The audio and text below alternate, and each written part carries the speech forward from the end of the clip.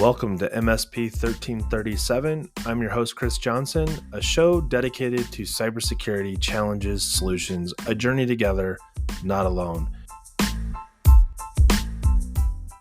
Welcome, everybody, to another episode of MSP 1337. This week, we are running a little behind schedule. It is Wednesday on a normally released Tuesday schedule, but I have been fortunate enough to find some time on Sarah O'Kelly's calendar. Hey, Chris, good to see you again. So it's been a little while.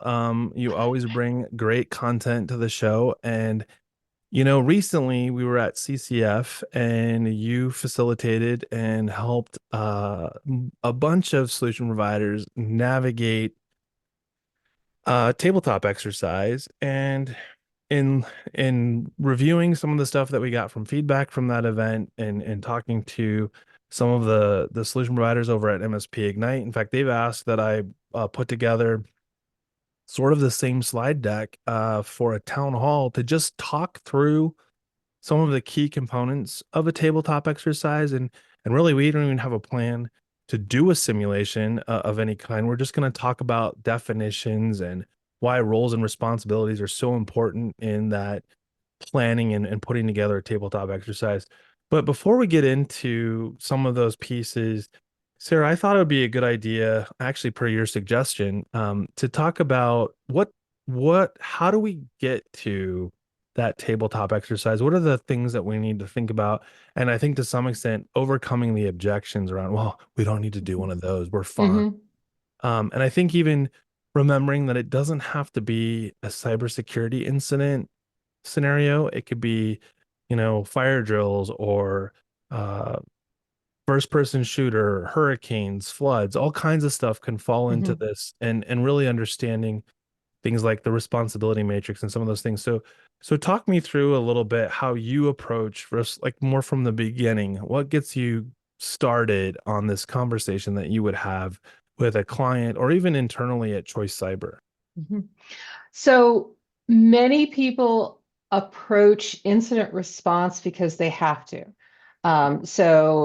Depending on what compliance framework that I have a client working with, like a NIST 800-171 or CMMC client, there is specifically a control that says that the incident response plan must be tested on an annual basis. Sure. So that's the driving factor for some clients. But really, I think it loses sight of incident response and business continuity or disaster recovery, which are some of those other um, items that you mentioned. These are really tools to help the business's resilience in times of turmoil. The same as you would have like a backup server for your confidential data to live on just in case something happens. A tabletop exercise is a way to kind of test drive the company's response to an incident or a disaster and kind of test out not necessarily whether you do all of the steps correctly, but do you understand the order of operations? What is your internal communication during those times look like? Who are the decision makers that need to be at the table? Who's the backup if that decision maker's not at the table? The goal of it is to make sure that if and when an incident or disaster happens, that the team can actually effectively navigate that with as little additional stress as possible. Because we know that they're by nature stressful. It's either your company is in jeopardy, your well-being is in jeopardy. People lose their brain when those things happen. And the way that we future-proof is to practice, you know, the process frequently enough that it becomes a little bit of second nature to us. So with that in mind, does that get into things like so we obviously the one if those of you listening were at CCF, we did one that was talking about ransomware and we were talking about some of the responsibility matrix a little bit like it was about a ransomware incident that targeted an RMM vendor and it was an actual scenario that took place that was out of CISA. But like along those lines, we're talking about at this level from an internal perspective, who are the people that need to be at the table? So for the exercise, like, fill in the blank CEO or whoever it might be. But then I Mhm. think to your point, like if the CEO isn't present, who's next? I mean, Mhm. even going so far as like thinking about how our government's run here in the US, with thinking about things like if the president's gone, then the vice president takes over. If the vice president Right. takes over, so on and so forth, until you've moved all the way down to like the housing secretary. But Right. there's a continuous pattern. And for anybody that's ever watched Designated Survivor knows that there's a plan of action to put those different people into Mhm. scenarios where they aren't at the same place at the same time, so that they Right. can't say, well, yep, the whole leadership team's gone. Right. So, Right. So creating an incident response plan, which is separate from a policy. So I sure. want to make sure that like folks who are listening understand that your IR plan is essentially your run book. It's the order of operations. Your policy kind of dictates what should be happening, but your IR plan should have a primary and secondary for every step of it. I also highly recommend people including in their incident response plan, who is your contact or your cybersecurity insurance company? Who is your legal contact? Who is Right. your PR or your marketing person? Because those are all people that we might not think of being IT focused as required for an incident response. But the reality is that quite frequently, those people have a lot of weight that they need to add in terms of like bigger picture, not just the incident, but Yeah. how is the company presenting it? What is the legal obligation of the organization? Who keeps an eye on the client's contacts? For, like, okay, we had something that we reasonably suspect to have been a breach in the data of one of our clients. What is our contractual obligation to notify that person? Sure. So these are all people that need to be informed or have representation in an incident response tabletop exercise because they will have that impact when an incident actually occurs. Let me ask you a question. You made me think about, you mentioned like, notifying insurance or PR, Hmm. some of those things. It makes me think about like if I was looking at my insurance policy for cybersecurity as an easy one, I shouldn't say easy, but if I was looking at Hmm. that policy, what are the terms of engagement that I have Right. that I may not be aware of, things like if we have determined in fact that we have an incident on our hands, what are the steps that come next? Hmm. Does everybody understand what those steps are? Because as soon as you engage insurance or as soon as you invoke attorney-client privilege, now a lot of things have changed, and a lot of risk has now been potentially added to the equation Hmm. around your Hmm. company and the survivability of this event that's taking place. Right. Yeah, there's a legal obligation that happens when you declare an incident. Right.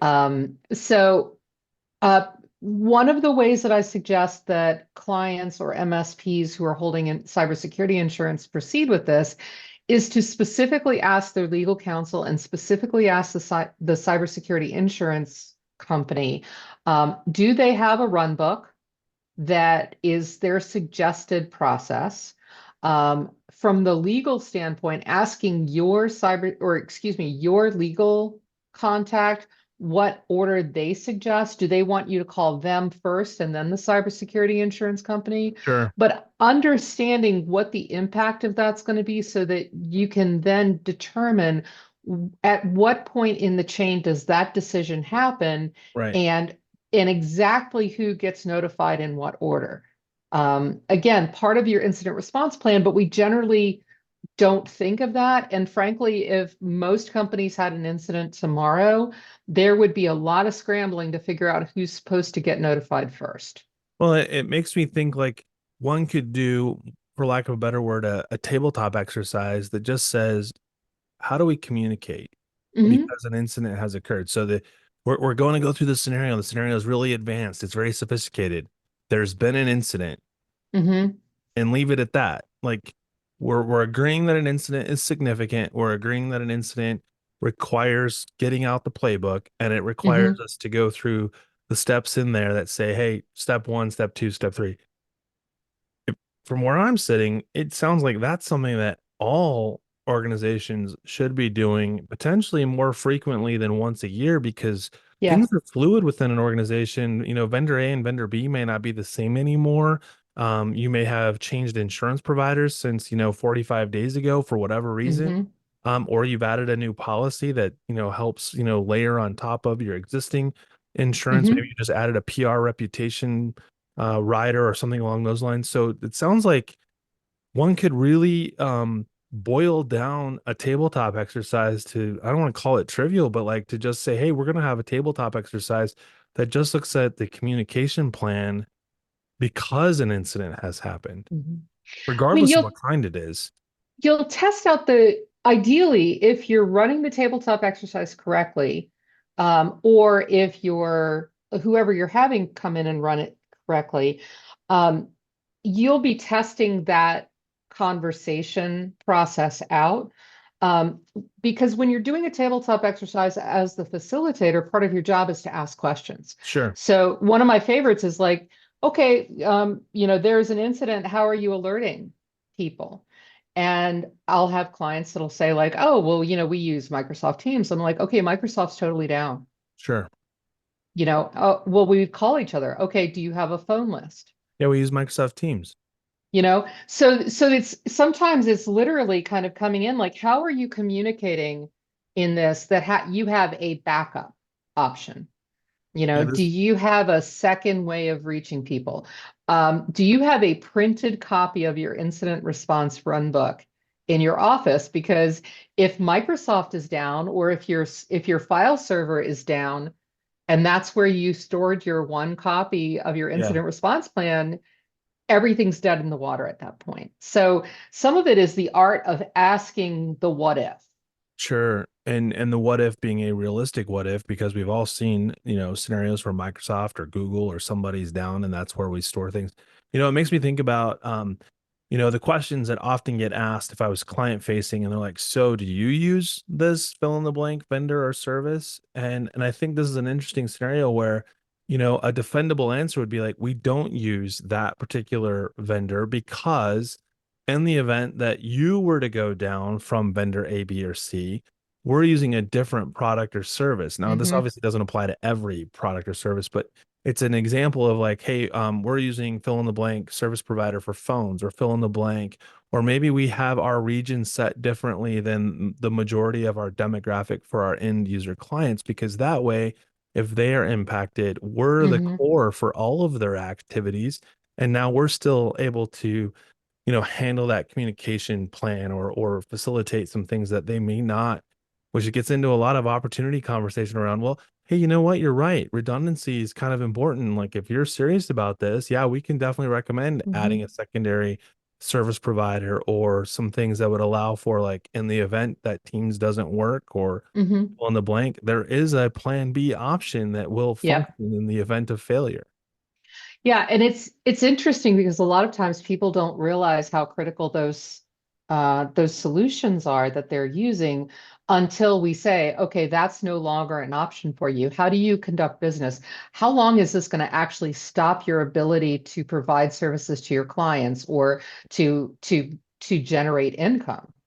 Like How much how money is long it can you do costing you? without? Yeah, how long Yeah. can you do without doing those things? Yeah, exactly. So when we talk about incident response, one of the things we look at is like, what is the criticality of each Sure. of these systems? If back in the day where everybody was 100% on site, it would be difficult for a company to be able to recover if they only had one ISP. Yeah. So we always used to say, like, do you have a backup ISP? With working hybrid now or working fully remote, which many organizations are doing, there's a little bit more opportunity for redundancy because even if you, Chris, can't get online because there's a disaster in your area, I may perfectly well be able to do that. But it's the process of calling out like, oh, here's actually where the gaps are. And you tease some of that out ahead of time, of course, when we're sitting around theoretically at a table saying like, oh, what are our most critical solutions? But the tabletop is really where we get to see where the holes in that process are. Yeah, it made me think about you brought up, the work from home or a lot of the especially with solution providers today that whether it was before or because of COVID, the employees all work remotely. And it got me thinking about some of the safeguards that are in the trust mark CIS and a lot of frameworks. And they talk about, the business continuity of like powers out, flooding, Hmm. fill in the blank. And I started thinking about like, okay, so if I work from home and my power's out or I don't have internet where I'm located, what's the plan? Because what if my cell service goes out with that? Like I'm remote enough, like if I Hmm. don't have power here at my house, I'm probably not getting very good cell coverage because I'm pretty remote. So is it like, is there a in that playbook that says, oh, well, when Chris is no longer able to work from home, his point of contact would be and fill in the Hmm. blank coffee shop or that's maybe 5 miles away, but like in my documentation, does it actually have a phone number for the business that's there? Because what if cell service is directly impacted on a much broader scale, but I can get to the internet or I can get to some things like, Hmm. I think sometimes we're quick to say, oh, well, I would just go work at the local Starbucks. If you're in an urban setting, there could be like 9 Starbucks within a 3 block radius. Which one is Chris Hmm. at? And is that Yeah. important as part of your, continuity planning to make sure that people know, like, hey, if I want to get a hold of Chris and I know that we both work in an urban environment and he's like, yeah, I'll be at Starbucks. And I don't know which one it is. It may take me a while to go and be at the same location he is. And we may not have that kind of time. Yeah. Yeah, and that's one of the reasons why it's so important to have folks understand who's the backup. If I can't reach Chris and Chris is one of my decision makers, there really needs to be a secondary decision maker that, we have some resilience around can the company move on without one Sure. person. Yeah, I think it's a big we dance around the concept of risk management, but that's really what we're talking about here. We're talking about in the tabletop exercise, identifying not just what are the risks to the business if something goes down, which really ideally should be done ahead of time and Sure. as part of your business continuity program. But we're also looking at like what is the risk of some of the pieces falling apart? Do we have a single point of contact for something? Do we have only one person that has access to the admin panel?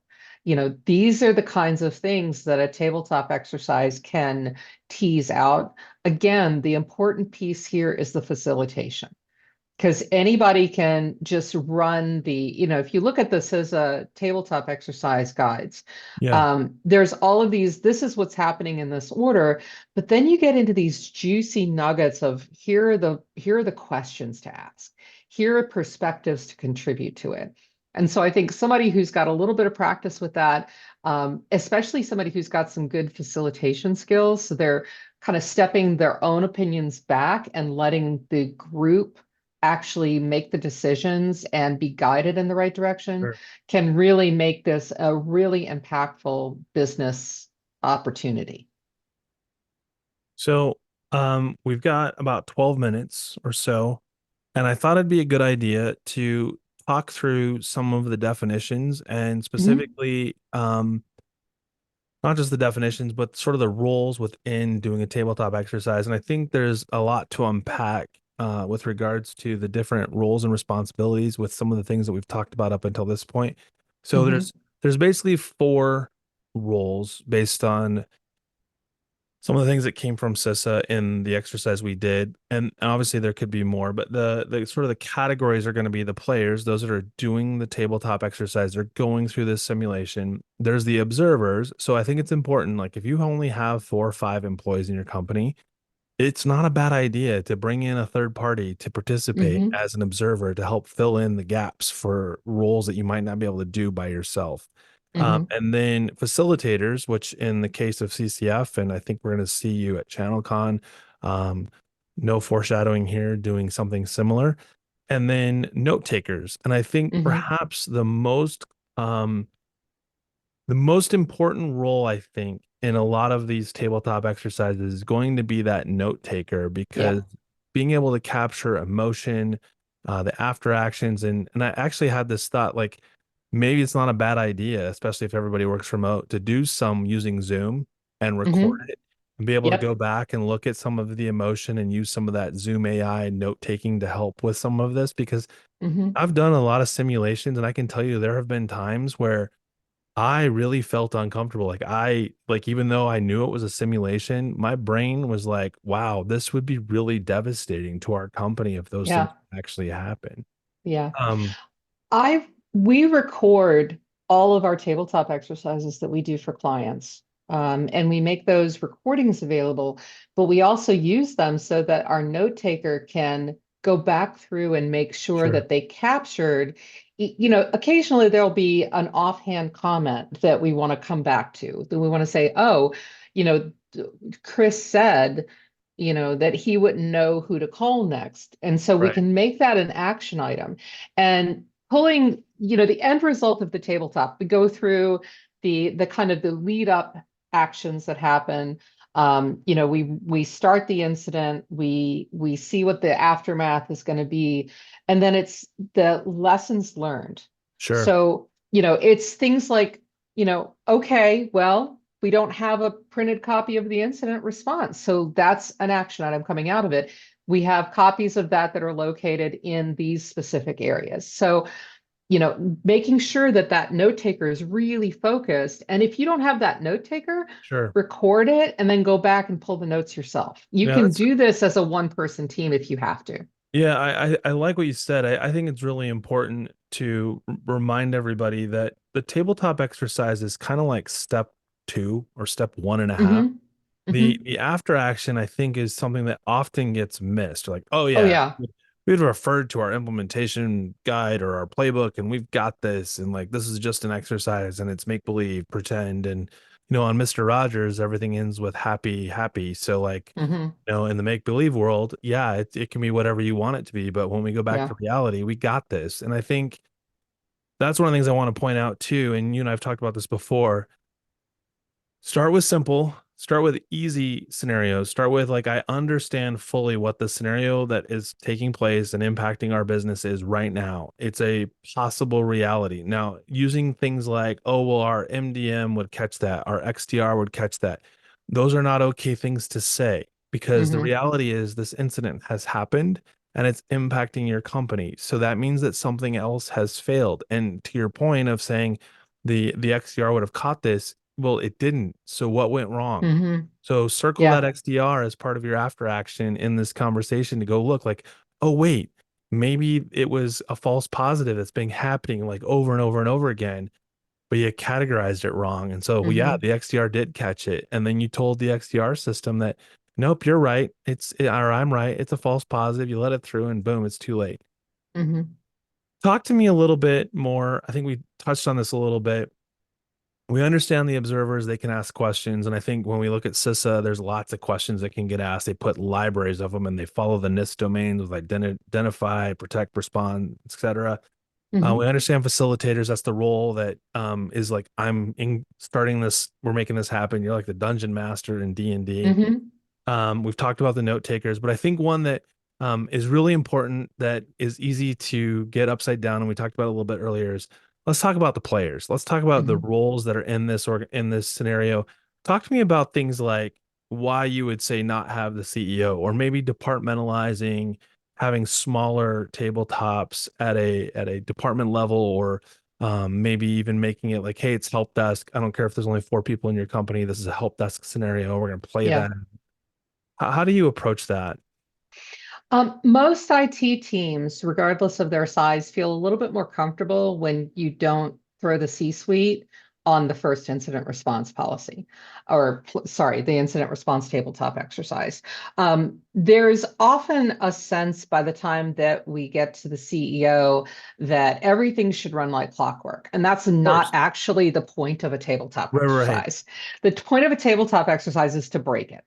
And so I would say have one that feels comfortable for your key responders. Yeah, So that would be the people that would be most likely to discover or have to escalate the problem, sure. the people that it would be escalated to, and then any key decision makers that would have any outreach to the vendor or any who's the person that would then be communicating with the rest of the senior leadership team, so that you can kind of test out that segment of it. and then potentially bring in the C-suite folks, the legal representative, the marketing people, whoever else are going to be the enactors of some of those Sure. decisions. They can then come in, but leading with a very clear example of the reason that we are doing this. Our IT team has tested the incident response capacity. Sure. However, because that cannot exist in a vacuum, it's important that we test this with other decision makers in this process, and then bringing those folks in. And at that point, your IT team has gotten practice, they're a little bit more comfortable with it, and they can kind of show off their skills in front of the C-suite, which always makes IT people happy. Sure. Um, um, And and that's even the if way you I don't would have approach it. C-suite, even if you don't have C-suite, is to, if you are the CEO or the owner, take that hat off. Let this play out Hmm. more from a standpoint of understanding where your bottlenecks are potentially going to come from. If Hmm. you aren't there, who can make decisions on your behalf? So maybe have someone else Yeah. play your role in the conversation so that they have to think like, okay, Sarah's not here or Chris Hmm. isn't here. Like, what do we do? And it reminds me of a story. I'll just give you the high level because I think it's really important because it'll be I know it'll be an episode later in the year. Um, the after action for a really crazy incident that involved it was not had anything to do with ransomware, but let's just say it involved a car rolling into a building causing flooding, and so like that's the gist of it, right? Hmm. And I asked the question, I'm like, well, what were the big takeaways? Like, you guys, it's a great story, that it sounds like a little bit of a fairy tale outcome of like everybody wins kind of thing. And he goes, the after action was we procrastinated too long. And I'm like, wow, that's a really big, that's a huge observation to have, Hmm. especially at the owner or C-suite level to say, we procrastinated. Like when you Yeah. think about what we're talking about here in a tabletop exercise, every second counts, every minute counts, right? And I think that's a really interesting observation. Like we were too slow in the way we handled the situation. Hmm. And I think Hmm. that's a great observation to have, but I think there's also the flip side. I don't necessarily think that it's called procrastination. I think maybe it was like some of the pieces weren't where they needed to be because I also don't want someone to go, I'm calling the attorney. Yeah. Yeah. Don't pull the stop the train chain Yeah. for something that might not be required Oh, it's for it. saying that we need to patch the system. Got it. Wrong. I was looking at the wrong board. My bad. Yeah. Well, and this is one of the reasons why having a chain of escalation is really critical as well, because we can get caught up in, oh, we think that this is a really significant issue, when in reality it might be not, or there might be a valid reason for it that we just didn't know because we're not in the right department or the right Sure. team. So giving people an opportunity to test it out is really the important part of it. I did a tabletop exercise not too long ago, and the client was just like, well, we haven't seen something like this happen in X number of years. And I did not say it in the moment because it wasn't the right time, but Sure. I wanted to say, well, nobody planned for a pandemic with any significance prior to 2020 because Yeah. that would never happen. And here we are. And, and no joke, but like people still have fax machines, and Hmm. quite honestly, the evolution of the Nigerian prince asking for help still exists, both in the form of the fax machine and in every iteration that we see come through via Hmm. email. So that would tell me that, well, the incident to your organization may be true today, one word change, one sort of slip up, or one sort of like, oh, that looks like a shiny object I should click on. And suddenly the Hmm. stakes are different than what you thought could ever happen to your organization. Yeah. I mean, when we look at like the MGM hack, that was ostensibly by the book. Like nobody was specifically totally blame, Right. like nobody internally. That is a mistake that I would wager over 50% Would have of called. IT help desk Yeah. support would have said, oh no, this is legit. Yeah. And Yeah. so, it's like we can have all of the best intent in the world, you can have all of the best tools in the world. It doesn't mean that you have future proofing for incidents. Um, So Yeah. there's two more things I want to cover. One I'll just glaze over. So the Hmm. facilitation role, I mean, I'm not going to give all the details here. It'll come out again later, I'm sure, for most people. But the facilitation exercise, that part of it is to remind everybody that don't use make-believe scenarios. You know, the skydiver, the shark jumping out of the water, even if it could possibly happen, don't ever start with scenarios that are difficult to approach. Hmm. Um, I've had some crazy ones happen in my career, both as a tech director and CISO and in other job roles. Sarah, you and I have both experienced some of those together. Hmm. Um, but there's no fault. There's no dumb suggestions unless you're Hmm. genuinely trying to be, funny. And then that I think needs to be dealt with because a tabletop exercise there's a lot of money on the table, right? Like at a simulation with all your staff in the room, you're not talking to clients, you're not, prospecting and Hmm. taking on new leads. This is a internal conversation that you're spending money on your staff to be there. So make sure you Hmm. make the most of it. And then the second thing that I wanted to talk about, and this is probably what we can use to wrap up this call or this episode, is let's talk about what merits classifying an incident. I think that's one that often gets overlooked and often misused. And we can all laugh about the example of like the phone rings and whoever answers the phone, like, oh yeah, the breach. Yeah, hold on. They're in the conference room talking about it right now. Let me patch you through. Um, those are not good things to say out Hmm. loud. But I Yep. think more than that, understanding why you shouldn't use that word is where this comes into play, and other words as well. Yeah. And this, I would say, is critical in your incident response policy and in your incident response plan, is who is allowed to use that word. Are we training everybody in the company to not use that word and not speak to anybody externally? Yeah, Um, do we all understand what an incident constitutes? And an incident can be constituted by different qualifications depending on your organization. sure. But understanding that the term incident means that it is a violation of security policies, either suspected or in truth, and that is different from a breach because a breach now brings you into responsibilities to other people, responsibilities to the government to report. Yeah. There are a number of things that means, and this is where a good policy should delineate all of that so that it's right in front of you. Everybody's being educated on what those terms mean and who gets to use them. In many organizations, the only person who can declare an incident is somebody who is at like a director level of IT or the CISO or the CTO. And they limit that to that person specifically to try to avoid Yeah. those kinds of traps that we get caught in when somebody opens their mouth and PR. says a Yeah. word too early. Yeah. So along those lines, I think what we're really getting at today is we're mostly talking about cyber incidents, which would be Hmm. incident, but like tabletop exercises, if you want to start and not jump all the way to cyber incidents, flooding, storms that, having a server be no longer available because it got Hmm. flooded with water. Um, Hmm. that's not what we're referring to when we start talking about security incidents and Right. when we would call out breach. But it doesn't mean you can't start with an incident response plan or talk through your business continuity plans and use some things that maybe are easier to talk through Hmm.